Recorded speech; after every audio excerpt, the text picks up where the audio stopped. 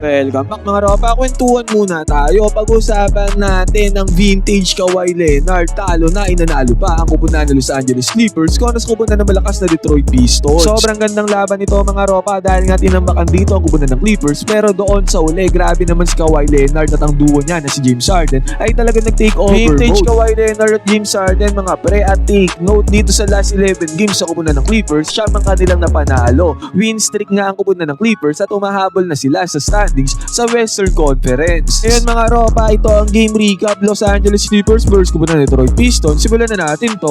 Okay, game. Ngayon mga pre, dahil nga wala ang star player sa kupunan ng Detroit Pistons, si Duncan Robinson ang naging main man ng kupunan ng Detroit. Talagang take over mode siya mga pre. Buhat mode siya para sa kupunan ng Detroit. Kaya pagbubukas sa first quarter, tumataginteng na 16-3 kaagad ang score. 3 points pa lang na-score dyan ng kupunan ng Los Angeles Clippers. Buti na lang mga pre, nakasundot dito ng alley play papunta kay Viga Subak. Basket is good para kay Subak. At after pa nito, naswingan pa ng bola itong si Duncan Robinson. Open sa may 3-point area. Konting space, konting separation lang ang kanyang kailangan. Pumasok agad ang tirada dito ni Duncan Robinson. Kaya pagbubukas sa second quarter, tumataginteng na 33-16 kaagad ang score. Tambakol kaagad dito ang team nila Kawhi Leonard at James Harden. At ang masaklap pa dito mga pre, pinaglalaruan na lang dito ng kupunan ng Detroit ang kupunan ng vintage na Los Angeles Clippers. Alley-oop dunk din sa may fast break, highlight play yan. Dito naman nabuhayan na si Kawhi Leonard mga pre, nagsimula na siyang magpainit. Dito sa may 3-pointer mga pre, kita natin top of the key.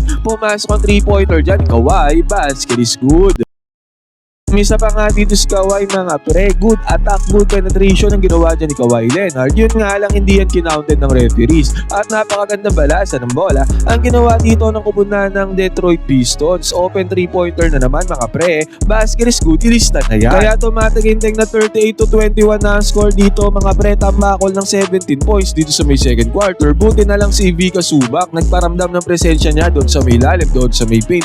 Dalawang magkasunod yan mga pre na nakascore dyan si Viga Subak. Pero grabe talaga yung Duncan Robinson mga pre, Miami Heat Duncan Robinson, automatic na automatic, sure ball na sure ball siya sa may 3-point area. At eto ulit Kawhi Leonard mga pre, perimeter mid-range jumper parang Michael Jordan. At sa pagkakataon na to, nakapukol ng 3-pointer ang kupunan ng Clippers dito sa may right side corner sa katauhan dito ni John Collins. At after pa niyan mga pre, take over mode na nga, nagpainit na talaga ng tuluyan itong si Kawhi Leonard. Top of the key 3-pointer ulit ang kanyang binanatan. At dahil dyan sa isang iglap, naging 47-39 ang score. Baba sa 8 puntos na lang ang hinahabol dito ng Los Angeles Clippers.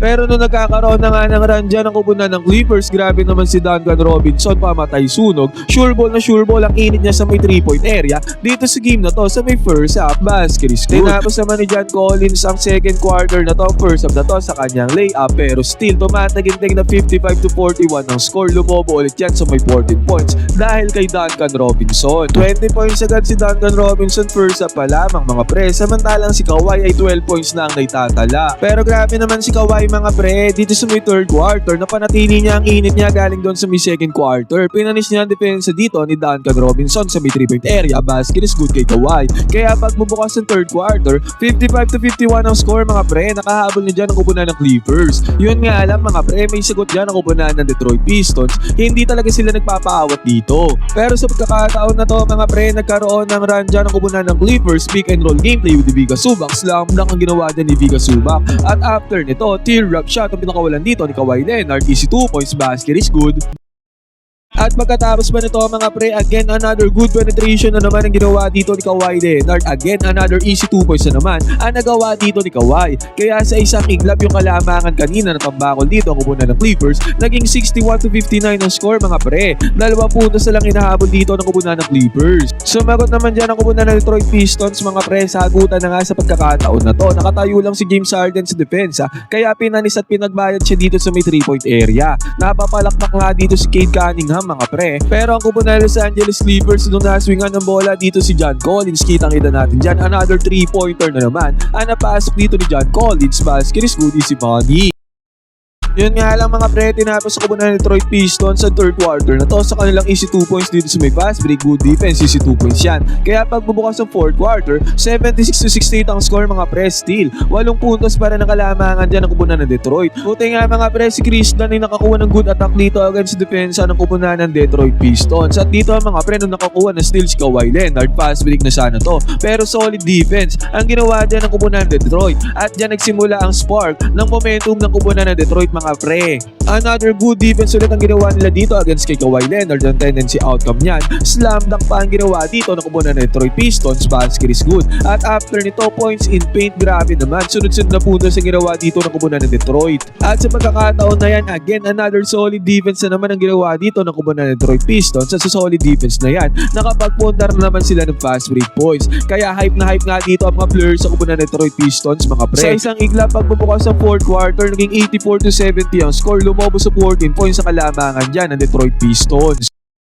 Ang malupit lang dito mga pre, after ng timeout nakapukol ng 3-pointer dyan si Kawhi Leonard. At after nito, take over mode nga itong si Kawhi Leonard, nakabingwit siya dyan ng foul. 2 free throws naman na napasok dito ni Kawhi mga pre. At kita-kita natin dyan, good defense sa ginawa dyan ng kubunan ng LA Clippers. At sa good defense na yan, 3-pointer pa ang kanila na budlar, basket is good. Kaya sa isang iglap, naging 84-82 ang score. 2 puntos na lang hinahabol dito ng kubunan ng Clippers. Talagang naging dikdikan ng laban dito sa may fourth quarter, nakahabol dyan ng kubunan ng Clippers. Yun nga lang, napigil na ang run dito ng kubunan ng Clippers, napanis dito depensa ni Ivica Zubac. At after nyan, putback jump pa ang ginawa dito ng kubunan ng Detroit Pistons. Kaya sa isang iglap, naging 89-82 ulit ang score. Bobo ulit sa 7 points sa kalamangan dyan ng kubunan ng Detroit mga pre. Wala nang 5 minuto na natitira dito sa may fourth quarter. Yun nga lang, nung naswingan ng bola si John Collins dito sa may 3-point area, open 3-pointer mga pre, automatic si John Collins sa may 3-pointer. Basket is good para kay John Collins.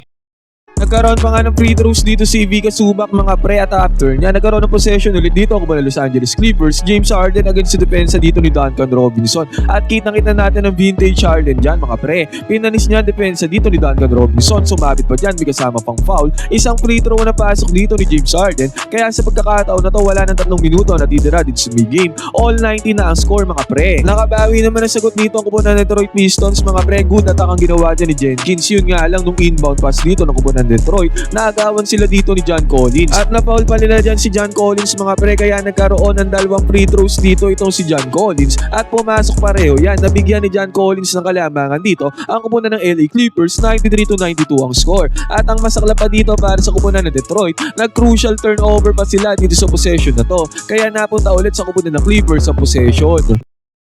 At grabe naman dito sa crucial possession mga pre, si James Harden na nagmando ng bola. Good penetration ang kanyang ginawa at napakagandang pass sa papunta kay Ivica Zubac. Tendency outcome nito, nakapagpundar ng clutch points dyan ang kupunan ng LA Clippers, 95-92 ang score. At dito sa depensa ng kupunan ng Clippers mga pre, crucial defense din ang ginawa dito ni James Harden. Ang gandang swipe ang ginawa niya sa atake na to ng kupunan ng Detroit Pistons. Kaya nakuha nila ang bola dyan at eventually na-foul dito si Kawhi Leonard. At sa inbounds play mga pre ay na-foul na dito si James Harden. Ang unang free throw dito ni James Harden ay nagmintes, pero yung pangalawa mga pre ay naipasok dito ni James Harden para selyuhan ng panalo dito ng kupunan ng Clippers. Naging 96-92 ang score dyan mga pre. 22 seconds na lang ang natitira dito sa may game. At eventually nga, comeback is real para sa kupunan ng Los Angeles Clippers. Kanina ay tambakol sila, pero dito nga sa dulo 98-92 natapos ang game na to. Animaus Kawhi Leonard mga pre, buhat mode siya sa last 11 games sa kupunan ng Clippers. Siya man kanilang naipanalo.